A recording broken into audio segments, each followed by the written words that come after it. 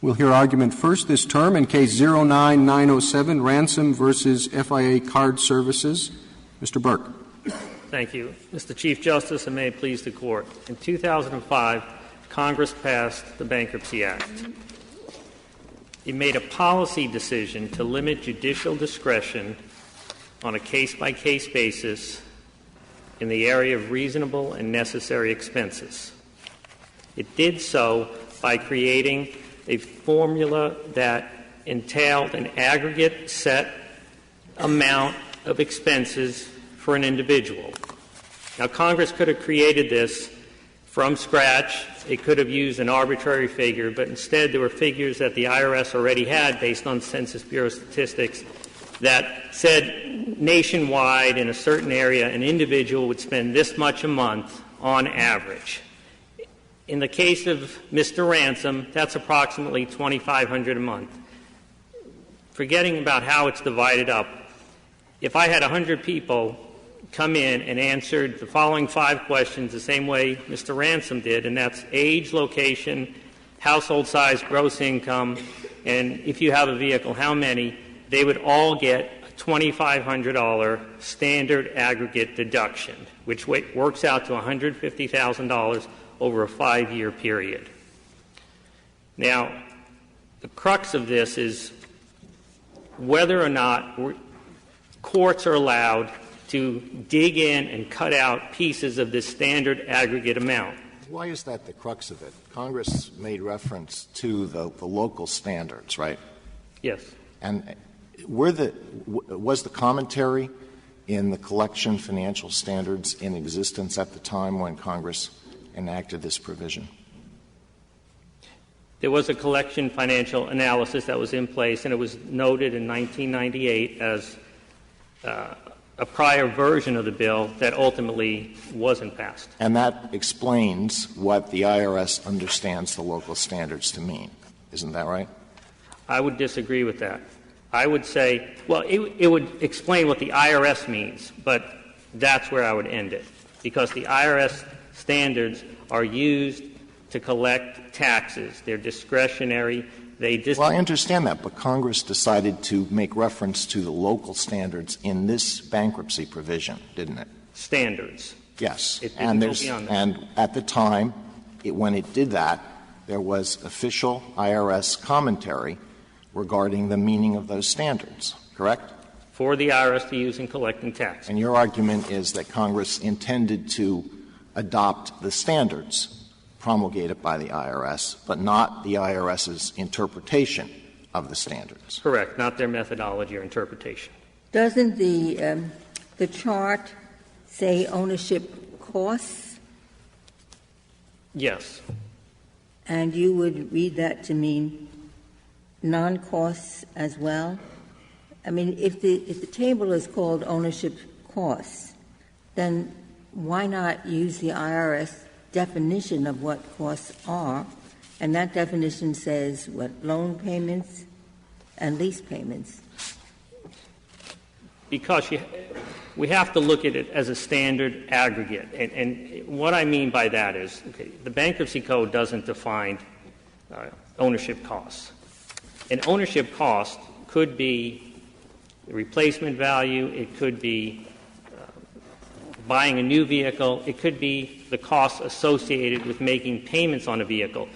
What that average number is, in this case $471, is a nationwide figure that somebody would spend on average in a month. It doesn't mean that any one individual spends that amount. Mr. Burke, isn't it the case that even on the other side's interpretation of it, it doesn't come down to actual cost anyway? Isn't it the case, or do I misunderstand it, that so long as there is one payment, you get the entire deduction? That's their position, or even $1. Even one payment of $1, you get the entire deduction. So to argue this case as though it's a question of whether you actually expend the money that you're getting the credit for is simply false. You don't do that under either side's interpretation, right? Again, I would perhaps trying to help you, Mr. Burke. Mr. Burke, before you respond to that question, isn't it so that in the event that Justice Scalia has just proposed, the trustee could propose an amendment to the plan to reflect that that cost is no longer being incurred? The cost has never been incurred. That's the point. And my question is, in the situation that Justice Scalia proposed, is not automatic that the $471 gets deducted, because there could be proposed an amendment of the plan to reflect that there's no longer any expense for ownership. In the situation where there's $1, of course, an amendment can be made. But, see, the dollar doesn't show up in the means test. The means test is the aggregate. But it isn't automatic that because there's one payment, then forever, in the rest of the 5 years, he gets to deduct the $471. That's what the lower court said. Excuse me. What happens under the tax law? Do they make an adjustment under the tax law as well? Of course. Under the tax law, you get a standard deduction. A standard? No different than here. Nobody goes behind the scenes and says, hey, what is that standard? Right. So that they what is suggested is that you look at it and apply the IRS's approach as to whether you get into the chart, but then you don't use the IRS's approach when the trustee takes you out of the chart. Is that what you think is the law? No, that's not what I think is the law. What I'm saying is Congress has given, in this case, an individual like Jason Ransom $150,000 over 5 years to spend. They're not saying whether he actually spends it in any one category. For instance, the car ownership might equate to $28,000 over 5 years. Rent might be $1,000. That's $60,000 over 5 years. Congress did not say go back and make sure Mr. Ransom's spending every dollar. These are averages across the nation. And when it comes to a car ownership expense, we're not saying spend $471. Oh, you have no payment? You didn't spend anything for 5 years? No. What it's saying is over 5 years, I have a cost associated with owning that vehicle, whether it's a loan or lease payment, whether it's replacing the vehicle, whether it's major repairs. On average across the country. You do, but the difficulty that I don't get the answer to Justice Ginsburg's first question. Of course, you have all kinds of costs dealing with ownership. But what the IRS says, what it says in the statute, is you're supposed to take the applicable costs from IRS. And what it has on page 5A is it has something called ownership costs. Correct. It defines those as $471. Correct. And then on 3A, where it says what ownership costs are, it says the transportation standards consist of nationwide figures for monthly loan or lease payments referred to as ownership costs. So when I read that, I thought ownership costs means monthly loan or lease payments. Nothing else. Now, you have all kinds of other things. It's just these words, ownership cost, don't refer to those other things because of that definition given right there. That's what I thought Justice Ginsburg was initially asking. Yes, I was. And how do you get out of that, what I'd think of, very, very clear language, which says what these standards refer to? Because the standards refer to the numbers. It's a chart. Yeah, but it doesn't. For example, suppose you buy a dozen apples every month, and they cost you $48 extra. You're not going to say the ownership costs refer to the apples, even if you decorate the car with them. I mean, ownership cost refers to lease and loan payments, nothing else. What's the language we're dealing with, Mr. Burke? You want to quote the language to us? Nobody's quoted the language. What does it say precisely? What the statute says is the applicable, you shall get mandatory, the applicable amount specified based on where a debtor resides. Wait, that's the statute. The applicable amount specified where? In the national and local standards. Read the text of the statute, would you please, for me? And I couldn't even get it from your brief. You had to refer me back to the petition. Why isn't it an appendix to your brief? Or printed in the beginning of your brief instead of kicking me back to dig out your petition. The debtor's monthly expenses shall be the debtor's applicable monthly expense amount specified under the national and local standards. Amount specified under the standard. Specific amount. Applicable modifies amount specified. Applicable amount specified, not the amount specified if applicable.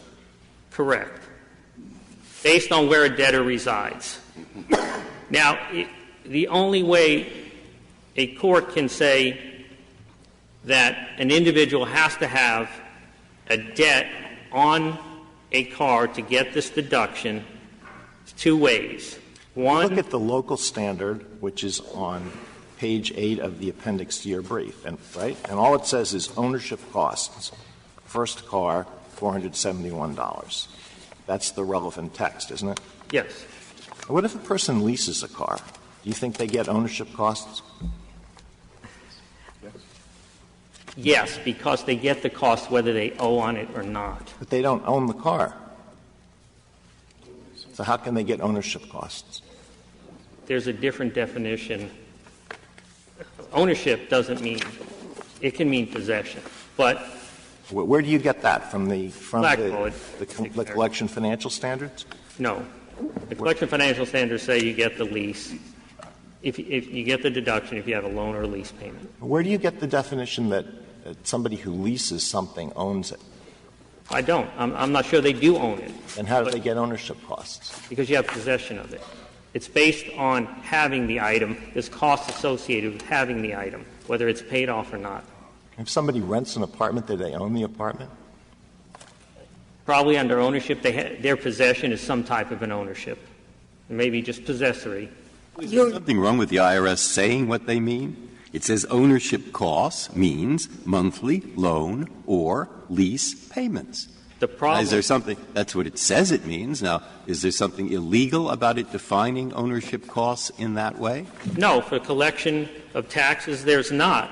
But if you're going to start digging into the manual, you might as well bring it all into 707B. And as we discussed a little earlier, there was language that said the collection financial analysis should be brought in, but that was deleted in the final But why version. not just limit it to — it says you're supposed to look at the form. It says ownership costs. So the only thing you'd look at the IRS for is the manual is to define ownership costs. And they say ownership costs means those two things. There's no reason to limit it. If you're going to — the text doesn't say — it says national and local standards. It doesn't discriminate or give disparate treatment to that one item. If you're going to give it to one item, then it can be pulled in, and it should be — the same treatment should be given to all items, and we should have to prove some type of a — I don't follow that. If the simple thing is to just — what does the word costs mean? And then you look to the IRS manual, and it tells you cost means loan or lease payments.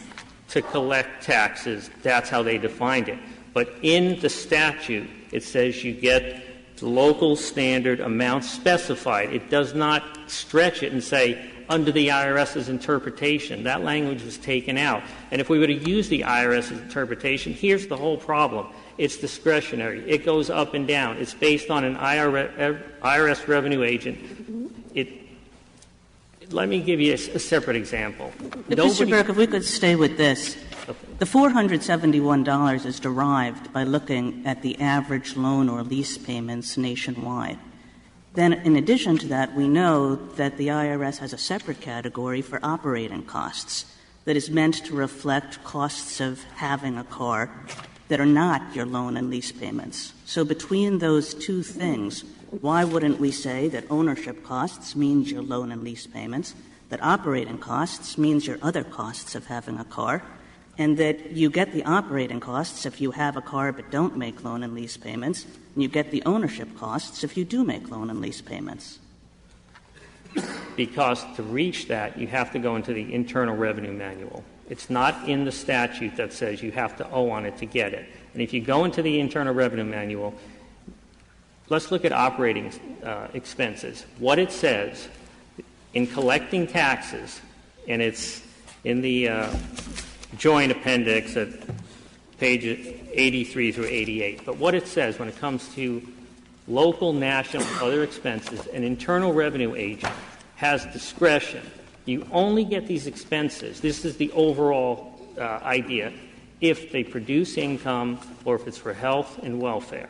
And so, when we look at the Joint Appendix, page 88, Section B, under the local standard transportation expenses, when it talks about operating costs, which is something you just mentioned, it says you only get transportation expenses that are used to produce income or to the health and welfare of an individual or their family.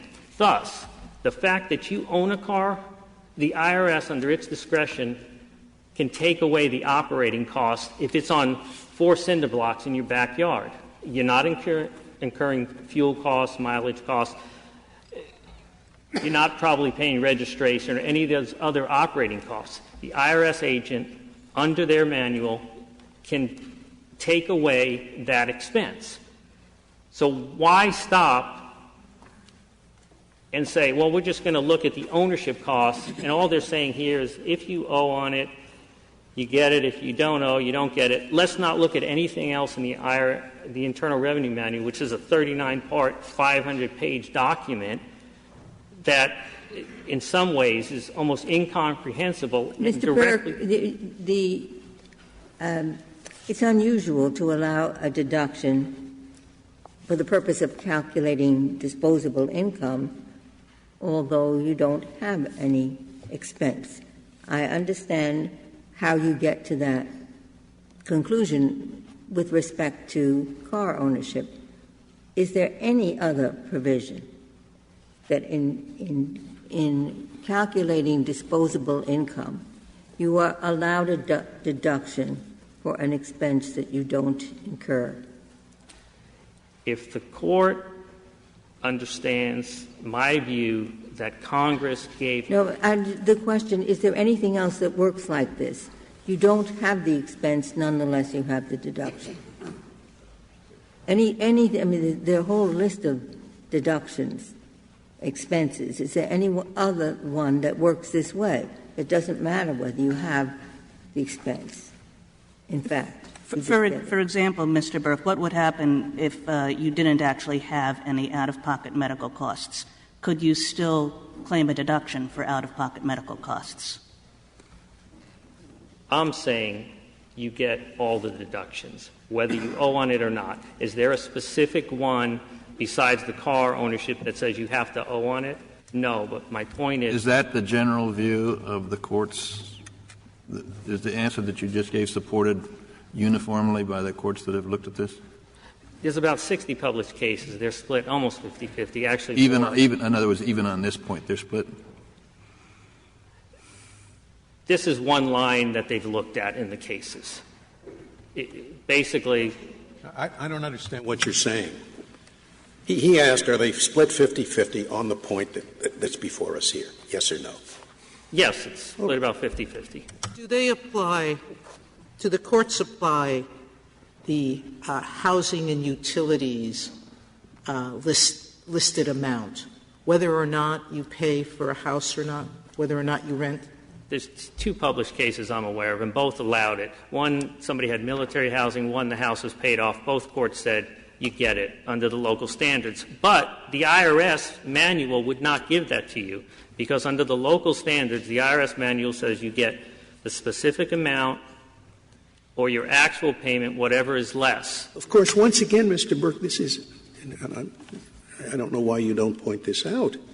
This is not the difference between your position and the position of the other side. You get the deduction for the other side as well, whether or not you're making the payment. Now, maybe it can be adjusted by the trustee, but as far as the statute is concerned, so long as you make one payment of $1, under their theory, you're entitled to claim the deduction. Isn't that right? That's correct. So. Now, my question, incidentally, about courts, but was not with reference to the car expense. It was reference to the hypothetical or to the issue proposed by one of my colleagues who said, what if you don't, by Justice Kagan, suppose you don't have the medical expense? And the answer, and I wanted to know if your answer is supported uniformly by the courts that have looked at this, or if there is also a split on that point. Apologize for not understanding that. No. Every other expense deduction that I've seen besides the car ownership, somebody gets it. And they get it whether or not they incur that expense or not. Correct. In other words, food. You don't have to say, well, he did spend this much money on food, so he gets the standard deduction. Correct. If he doesn't eat as much as somebody else, he gets the same deduction, right? Correct. Or if he lives at home and mom cooks for him. But, Mr. Burke, even you would say, is this correct, that if you don't own a car at all, you can't claim the car costs? Yes. Is that by reason of the Internal Revenue Service manual, or is it by reason of the bankruptcy code itself? It's by reason of the bankruptcy code that refers to the standards, and the standards specifically say you have one car, no cars, and you get a public transportation or two cars. You just pick the one. So it's in the chart that you claim? Chart. Okay. What if you own a car, but it's completely inoperable and it has no value? You buy it for $1. It's a junk car, and you're planning possibly to restore it at some point. You get the deduction then?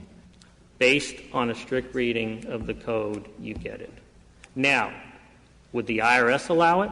Again, that's a discretionary standard. But any time you have an objective test, there's going to be line drawing and perceived unfairness on the outskirts.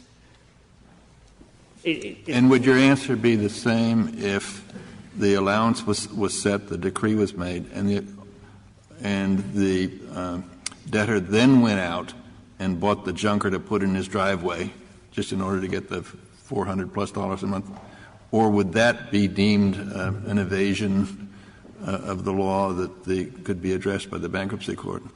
Can be addressed by the bankruptcy court, and that's the beauty of the statute. We don't need to go into the Internal Revenue Manual. We just need their tables, because there's a provision, 1325A3, that deals with good faith. So if it appears somebody is not acting in good faith, then a court we've got about half the courts in the country agreeing with you. And so you've read all those arguments. And what, in your opinion, is the best one on the point, again, where I'm stuck, which is Justice Ginsburg's original point? I mean, I can think of millions of examples. You have a form that says, the employer says entertainment expenses. Then it defines entertainment expenses as food and transport, and they leave out movies. You know, or you could have vacation expenses, and vacation expenses are defined as transport and hotel, and they leave out meals. And here we have a definition of ownership expenses, and they say leasing and loaning, and they leave out other forms of ownership. Because now, the argument is, well, that's what they mean by it, so that's what's applicable. Now, what's the best argument against that in those 50 cases? Why is it why to try to get an expense which isn't loan or lease? Have you any more right to it than if you tried to get an expense to my totally irrelevant apples? I mean, just doesn't fit within the applicable definition. What's the answer? The means test is a form. And if you look at the form, the means test is a form. And if you look at the form, it just says ownership. That's it. There's no definition in the form. But 2 pages earlier, they say what they mean by the word ownership. Not the IRM does. Yeah. Not the statute and not the B-22 form that's filled out by debtors. So half the courts say, oh, you just sort of imagine what ownership expenses are, and anything that they can fall within that general English language word is what they can deduct. Is that their approach? Because we no longer, you say, cut off the definition. Cut off the definition from the word ownership. Don't use it. So what do we use to define what ownership is?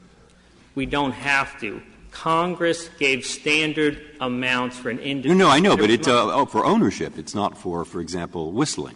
It's for ownership. So how do we define what that $471 attaches to? Do we use a state common law definition or something? How have they done it? Because you can take it as a bunch of variables. It's not in the bankruptcy code. So it could be replacement costs. It could be major repairs. Is this a problem distinctive to your case? Doesn't the other side have the same problem with ownership? Don't they acknowledge that even if you're leasing the car, you get the deduction? Yes. I don't see why this is distinctive to your case. It's a problem both sides face. Yes. And we don't avoid it by coming out against you, do we? No, we don't. Why? What if the definition of ownership costs was moved into the local standards themselves? Would the outcome be different then? Are you saying in 707B?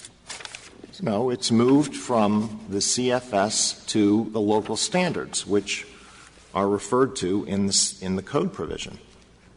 My answer would still be the same, because that's not a congressional formula. That's a form that comes off the Department of Justice website, which administers the U.S. Trustees Program, and that's their litigation position. Mr. Burke, if the table said loan and lease costs, you wouldn't have a case? If it said, instead of ownership costs, if it said loan and lease costs, then you would sit down, you would say, I'm not entitled to that deduction? No. I would say an individual who owns a car, whether they owe or not, gets the deduction because it's part of this aggregate standard. Even if it's called loan and lease costs? Correct. It's not a breakdown on what any one individual has. It's an aggregate. You may want to save the rest of your time for Thank rebuttal. you. I will. Thank you, counsel.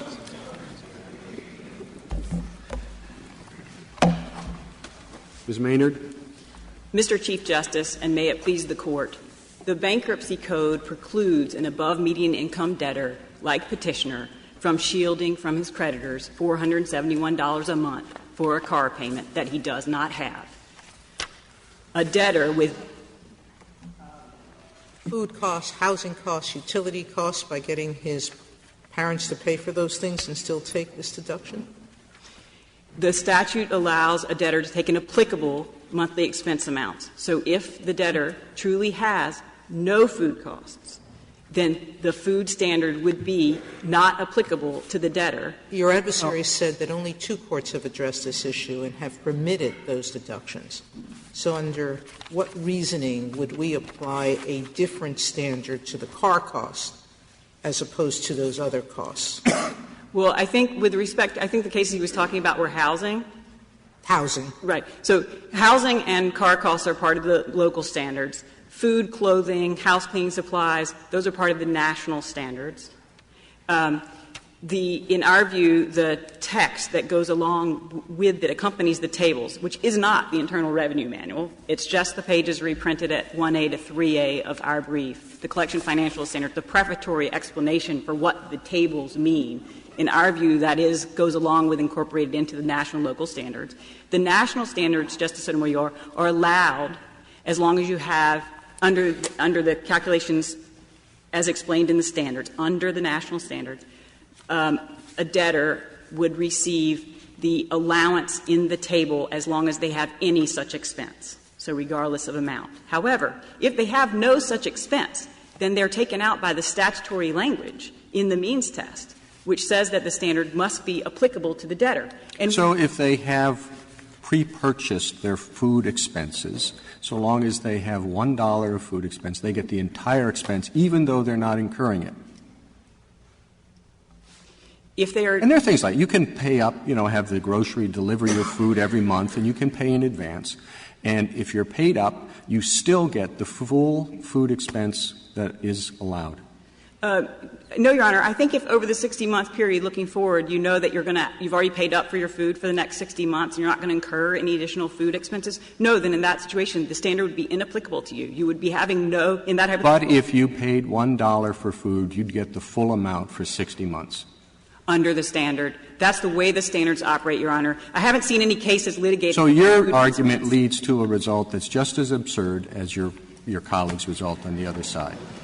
I don't believe so, Your Honor. I mean, that was a big part of your argument. You said his position leads to an absurd result, and yours is just as absurd. I don't think so, Your Honor, for this reason, which is that the national standards are food, clothing, house cleaning supplies, things that you expect every debtor to have. You don't see much litigation about those expenses. The local standards, however, operate differently. In our view, and our view is different from the government's, Justice Scalia, in our view, under the local standards and the way that they apply, as explained in the collection financial standards, is that the debtor is allowed their actual expense for the local standard or the amount in the table, whichever is less. So in the hypothetical — Say that. In our the debtor's monthly expenses shall be the debtor's applicable monthly expense amount specified under the national and local standards. So the national and local standards have amounts listed. Where does it say you take only the actual, not the national or local standard? I read that text, Your Honor. Again, the Court doesn't need to decide this maximum cap issue to decide this case because the petitioner has no expense whatsoever, and so it's not applicable to him. But in our view, Justice Sotomayor, in our view, you get it from the language of the statute that says the debtor's applicable monthly expense amount specified under the national standards and local standards. And the way that we understand the national and local standards to work is if you look at page it's explained on page 1A of the petition to our brief, the red brief. Maximum allowances, it's the third paragraph down. Maximum allowances for housing and utilities and transportation, known as the local standards, vary by location. Unlike the national standards, the taxpayer is allowed the amount actually spent or the standard, whichever is less. But that's not what the provision at issue here says. It says you use the amount specified under the national standards and you use actual for everything else. That's what the statute said. So now you're trying to move the actual into the first half of the test? No, Your Honor, that's not how I understand the text. The text provides — Why would you even bother? Why don't you — if what you're arguing is that only actual expenses are what you can claim, you wouldn't need the first half. Yes, you would, Your Honor, because what the statute's purpose here is, I mean, I think it's helpful to step back. Chapter 13 sends one to Chapter 7's means test for the purpose of calculating the amounts reasonably necessary for the maintenance and support of the debtor. And Congress chose to import the methodology of the national standards and local standards as a way both to set the categories of expenses that debtors could receive payments for, and, with the case of the national and local standards, to set the amounts. They were worried about capping upper discretion, because Congress, it's quite clear from the text and the legislative history, was concerned about above-median income debtors taking luxurious expenses. So what you would have the statute read is, the debtor's monthly expenses shall be the debtor's applicable monthly expense amount specified as a maximum. You would have to add maximum somewhere there. No, Your Honor, because the amount under the national standards, as the national standards operate, is an allowance, not an actual. And the amount under the local standards as they operate is the amount actually spent or the amount in the table, whichever is less. But your position penalizes debtors who pay their expenses in advance, who don't incur additional debt to pay for things like their car. I would have thought the bankruptcy code would think that's a good thing, that they're not incurring debt that they can't afford to pay off, but instead, to the extent they can, they're paying expenses in advance. Why should somebody who does that be in a worse position than somebody who takes out a loan they can't afford to pay back? Money is fungible, Your Honor. So to the extent the debtor has incurred expenses before going into bankruptcy, instead of, as here, paying off his more than $85,000 in credit card debt. Well, he hasn't incurred expenses. That's the whole point, I guess, that he's paid for something. He used his money, perhaps, to purchase his car outright instead of to pay down his credit card debt. And so he has a salary of $50,000 and he has a credit card debt of $85,000 and he owns a 2-year-old car outright. He should not be able to deduct as a measure of his reasonably necessary expenses for his maintenance and support over the next 50 months $28,000 that he doesn't need for a car payment that he even though he can do it for everything else. He can do it for food, he can do it for housekeeping expenses, he can do it for personal care expenses. He can even do it the final category is miscellaneous. So he can do it for anything. Well, the miscellaneous is — all those numbers are capped, and the legislative history makes clear Congress thought all those numbers would actually effectively act as caps. In other words, to the extent there was debate in the Congress was concerned that these numbers were actually too low, not that they were going to give anybody a windfall. But to the extent — So what you're proposing is that every debtor has to go to the bankruptcy court and show what their monthly food bills have been over what period of time, how much their personal supplies have been over what period of time. How can you calculate forward what they're going to spend on a monthly basis for each of those items. Isn't that the reason the tables are used, so that you don't have to do that? Yes, Your Honor. And in the national standards, which all the items you just list are national standards, under the national standards, you don't do the actuals. On page 1A, as it explains, allowances for food, clothing, and other items known as the national standards apply nationwide, except for Alaska and Hawaii.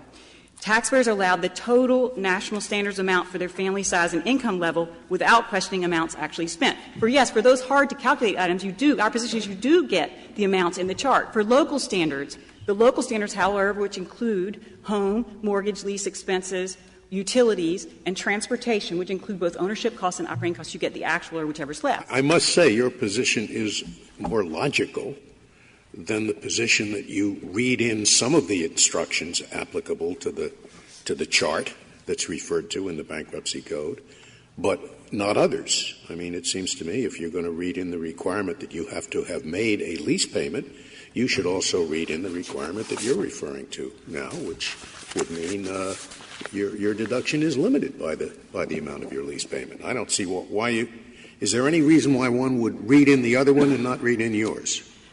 Not in our view, Your Honor, because in our view the chart is ambiguous about what the number stands for. And so in the national standards, the prefatory text explains that the amount is an allowance if you have the expense. In the local standards, the prefatory text explains that the amount operates as a cap. But the important point for this case, Your Honor, is that you don't have to decide anything about the national standards because petitioner is left at the statutory door.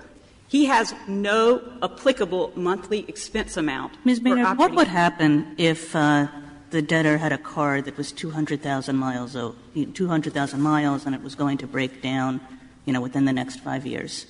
Would the debtor then be able to take the deduction? If the debtor owns the car outright at the time they file for bankruptcy, they would not get the deduction. Even though if you look ahead, if you project forward, it's pretty clear that the debtor is going to have to incur those expenses. They would not get the deduction under this calculation. However, under this Court's decision in Lanning, when one goes to project the disposable income, it's conceivable that the debtor could prove that it's known or virtually certain that they will need a new car and that could be accounted for. But also the Bankruptcy Code in 1329 allows for modification of a plan. And so when the time arises that their car conks out and they need a new car, they can move to modify their plan. I think it's the modification works for Chapter 13, but it doesn't work for Chapter 7. Is that right? Well, they make that statement in their reply brief, Your Honor, but I'm not sure exactly what they mean by that, because in Chapter 7, this test is being used for a very different purpose. It's the gateway. It's a presumptive test for abuse. And so, again, our reading makes perfect sense in that context, because what you want to know is, does this debtor actually have monies it can repay its creditors? Should it be in — Sorry, you finished? I'm not actually have an answer to her question. Well, why don't you finish answering the question? Finish. Yes. So in Chapter 7, if you decide it's not presumptively abusive and you stay in Chapter 7, then Chapter 7 is a liquidation. There's no ongoing plan. So if all of your non-exempt assets are liquidated, your creditors are paid off, and then you're discharged. If 3 years from now your car clunks out, you're just like you and me. You're not in bankruptcy. You try to make do. I think I'm trying to work out what was his point. And I don't blame him for this, but is trying to figure it out. He says, look, this whole thing was written for a different purpose in the IRS. And if we start reading all those things from the beginning into the tables, we're really going to get into a mess.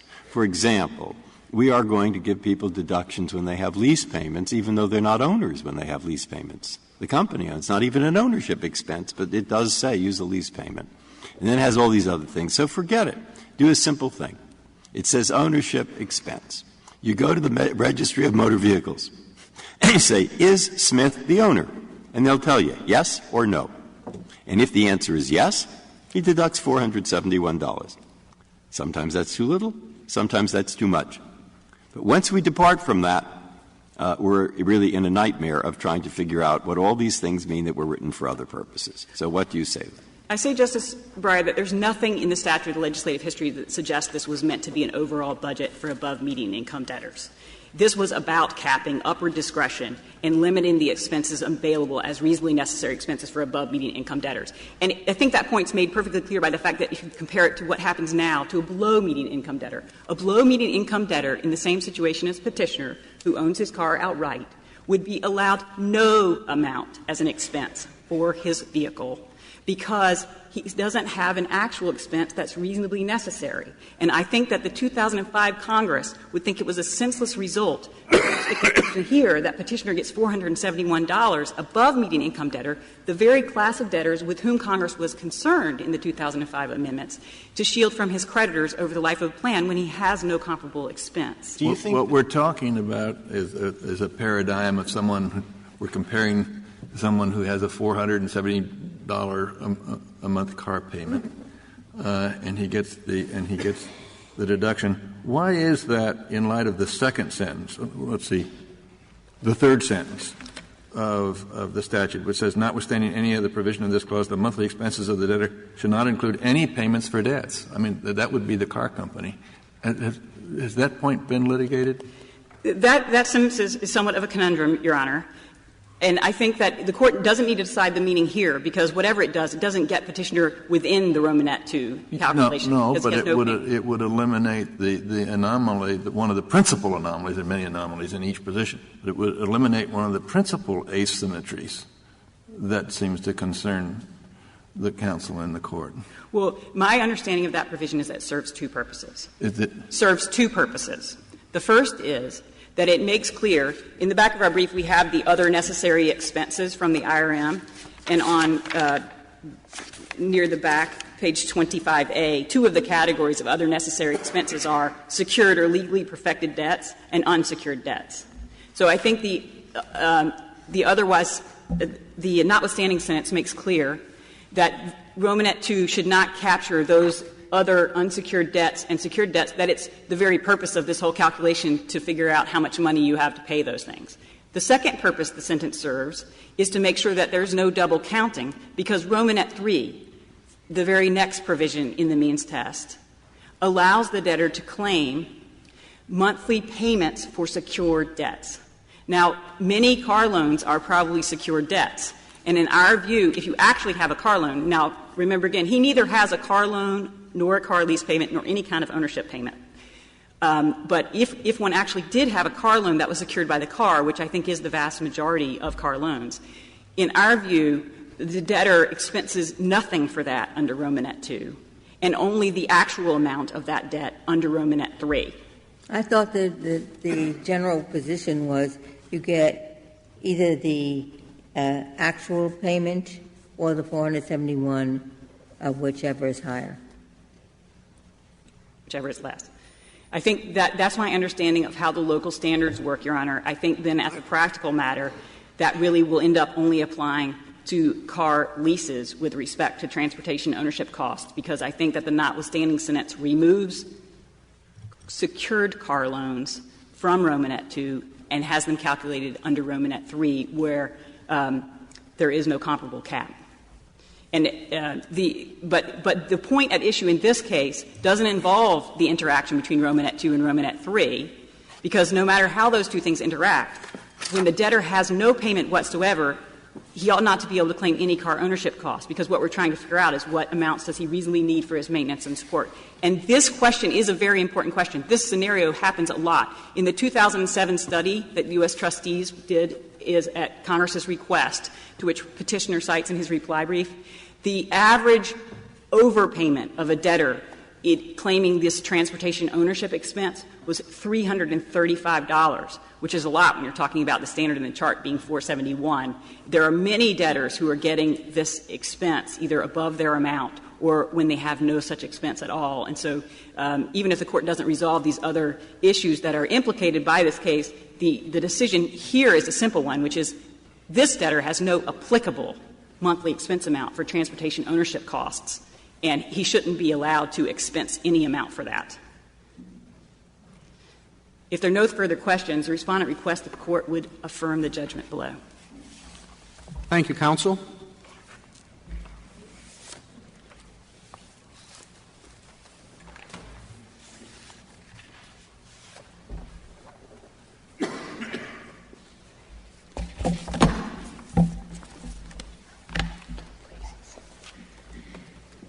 Ms. Saharsky? Mr. Chief Justice, and may it please the Court, the only question this Court needs to resolve in this case is whether the vehicle ownership expense is applicable to petitioner. The answer is no. The ownership cost is for loan and lease payments, the cost of acquiring the vehicle, and he just doesn't have any payments of that type.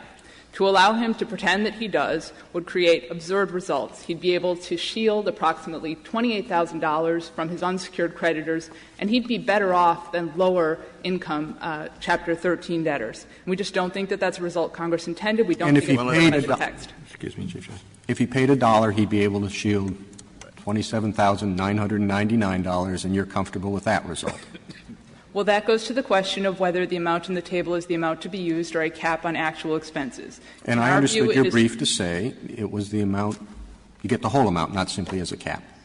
That's right. Now, of course, we haven't seen — the Executive Office for U.S. Trustees has not seen any $1 payments. It doesn't know of any such commercially available payments. It suspects the payments would be higher. If the point of $1, counsel, is to lead to the extreme hypothetical that would flesh out your position, what if it were $10,000 and the amount would give him $30,000? The trustees have probably seen loans like that.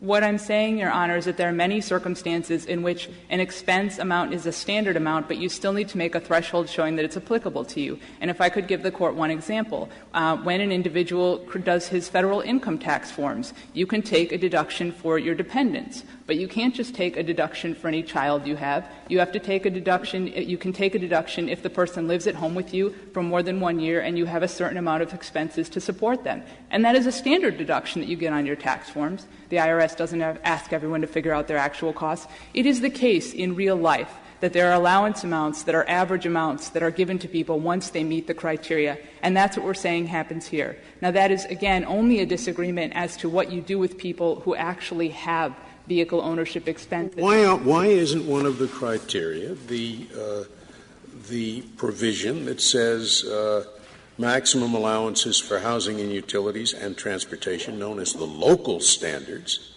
vary by location, and unlike the national standards, the taxpayer is allowed the amount actually spent or the standard, whichever is less. Why doesn't that apply? Well, because, Your Honor, in that case, it's the IRS commentary we're referring to. That's on page 1A of the red brief appendix. Right. And what that's referring to is it says the amount actually spent or the standard, and that's distinguishing between the amount that's actually spent or the standard, which is the standard amount in the table. Right.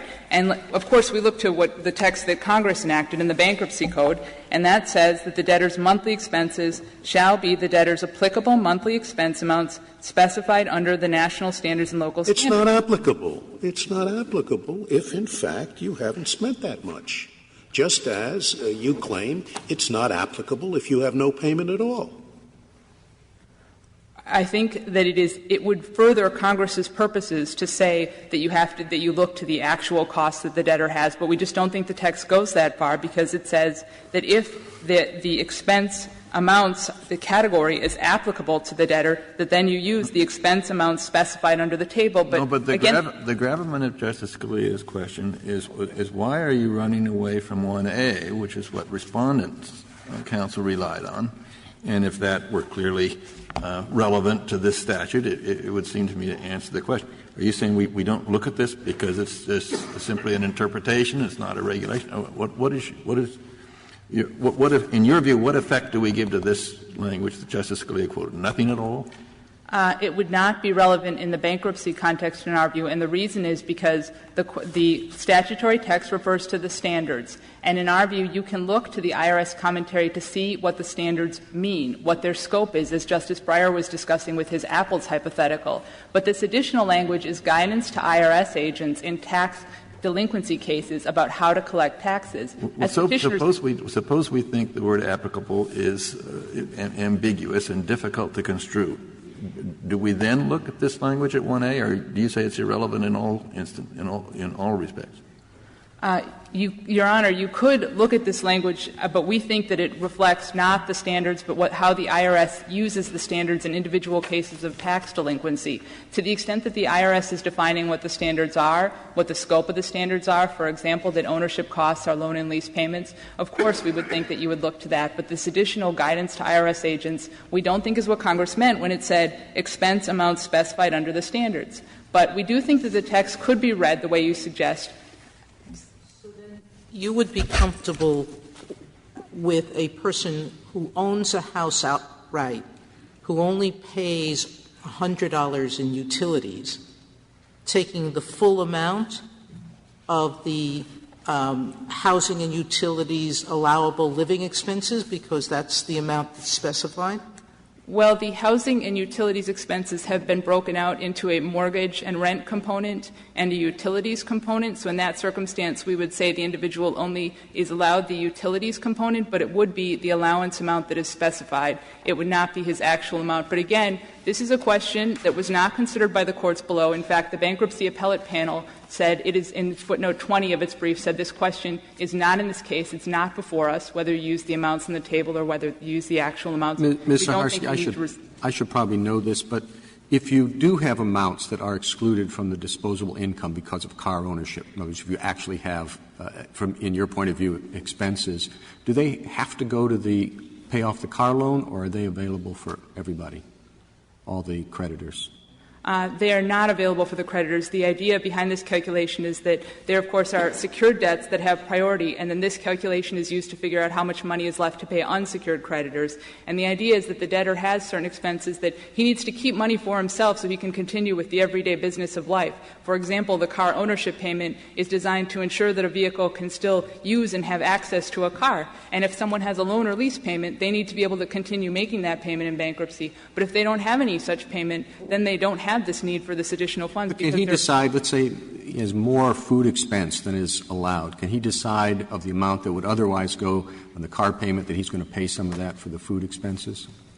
Well, certainly the bankruptcy court doesn't scrutinize, what happens to that regard. What it's just trying to do is figure out the disposable income that is available to pay unsecured creditors that the debtor doesn't need. And I should just note, with respect to this question of whether there is an overall budget that the debtor is allowed, that's certainly not the case in any of the other provisions that follow this applicable monthly standards and local standards. You have the actual other necessary expenses, actual continuation of taking care of chronically ill family members, and petitioner himself acknowledges that he has to show that he has a car. So it's not the case that every debtor is just getting some set amount of money to do what they will with. Congress has referenced the standards. The standards break this out into certain expenses. It says just take the applicable ones, and we just don't think it makes sense to interpret applicable in that circumstance. Ms. Saharsky, could you explain to me the government's position on when a debtor with loan and lease payments gets to deduct them under Romanet II? In other words, this goes back to Justice Kennedy's question, the notwithstanding clause, and whether the notwithstanding clause effectively excludes all loan and lease payments from Romanet II. It does not have that effect, Your Honor. What it does is to take out the actual debt payments that are part of the other necessary expenses. These are on page 25A of the red brief that counsel on our side mentioned. These are other necessary expenses that are actual debt payments, and the local and national standards are expense amounts. We don't think that Congress defined those to be debt payments. So the function of the payments for debts language, we agree with Respondent's counsel, would be twofold. First, it would excise the other necessary expenses that actually are debt payments, which makes complete sense. One of them is an unsecured debt payment, and you wouldn't want to consider that one of your expenses because the whole point of the calculation is to figure out how much money you have left to pay unsecured debts. And then the other function that it serves is in Romanet III because you're getting secured debt payments there to not double count them in Romanet II. But in other words, the loan and lease payments don't count as debt for purposes of the notwithstanding clause. They count as expense amounts. We say that those are expense amounts that are specified. They're not payments for debts. And I should note, because Justice Kennedy asked this question, that this was not something that was relied upon by the courts below. I don't believe that there's any definitive Court of Appeals opinion that goes through in detail what that provision is designed to do. So I would urge this Court that it need not resolve it in this case and instead do what the Court of Appeals did, which is to say that just looking at the plain text, the word applicable means not everybody can get these amounts in the national and local standards, and it needs to be someone who actually has those payment amounts. The whole point of this part of the statute is to figure out what money is available to pay unsecured creditors, and it's payments that need to be made for expenses that matter. It's not whether the individual debtor has a car. I also note, just because it came up earlier and is a very important point, that to the extent that the Court only wants to look at the tables to figure out what are ownership costs, are they loan and lease payments, just looking at the title of the table, ownership costs, you need to have costs, looking at the fact that there are two different ones. There's ownership costs as opposed to operating costs makes clear that some of the things that Petitioner suggests might be ownership costs are in fact operating costs. Thank you, counsel. Mr. Burke, you have 4 minutes remaining. Thank you. The means test knows when to say actual, when it wants to say actual. It didn't say actual in this case. It said applicable. Mr. Burke, would you explain one facet of this case to me? Given the deduction, the $471 deduction, projected disposable income comes down to $210? Correct. As opposed to, it would be $600-some if you didn't count the $471. Correct. Even though the disposable income figure was $210, the debtor proposed paying $500. Why did the debtor come up with a $500 figure when projected disposable income without the car ownership would be, if he gets the car ownership, would be only $210? This is exactly why our view of the law works. The means test is a minimum amount. It's a bottom line, quick figure based on standard deductions. It was $200 based on our calculation if he's given his deductions based on age, location, etc. We then go back to I and J, and J, which is on page 44 of the Joint Appendix, is his current expenses. And if we look at line 13A, there is no vehicle payment. He's not taking $471. He took his income and expense. The bottom line was $500. He knew he had to pay at least $200. He's willing to pay the $500. He's not getting a $471 deduction because there's no car payment on his Schedule J. And if we look at the formula that way, the means test is a general form to give standard deductions to give us a quick bottom line, and the debtor is either going to pay that amount or more based on his income and expense, and he would pay more if he really didn't have that expense. So if he didn't have a rent expense of $1,000 a month, it would show up on Schedule J that he didn't have $1,000, so his payment would go to $1,500 a month. That's the good faith that's involved in this case. It would have to go to $1,500 a month, or he, out of the goodness of his heart, would decide to pay that amount? He's going to have to pay an amount of at least $200. It'd be hard to confirm a case if he doesn't pay somewhere in that range. Fine. So why would we assume that he'll I don't know. Your client is an extraordinarily generous fellow. I don't think most people, when they go through bankruptcy, are going to cough up any more than they have to. It's the only way for the form and the law to work. The means test has a bottom line number. If you don't have one of those expenses, it shows up on Schedule J, and it gives you a number. If it's higher, we think you should probably pay it, or in that range. If it's lower, Congress isn't saying you get away with it. It says you get out of Chapter 13 if you're not going to pay this amount. So the formula is just to come up with a bottom line. Nobody's shielding anything. It's all black and white on his current expenses. If he doesn't have it, he's not getting it. Do you think that the Bankruptcy Code provision freezes the national and local standards to some degree or completely as they existed at the time when the statute was enacted? At the time the debtor files, those numbers are frozen. But the IRS could change. Otherwise, going forward, they can completely change the national and local standards. The numbers, but not the structure. They can do anything they want when they're collecting taxes, but the numbers, and I think the numbers change on an annual basis. Thank you, counsel. The case is submitted.